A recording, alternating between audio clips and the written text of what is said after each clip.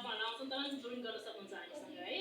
यो चाहिँ international mothers day हो अनि सबै आमाहरूलाई पनि म शुभकामना दिन चाहन्छु र परमेश्वरले आशीष दिनुभएको होस् भन्न चाहन्छु। हुन्छ, भजन गाउँदै हामी परमेश्वरको महिमा गर्नेछौँ।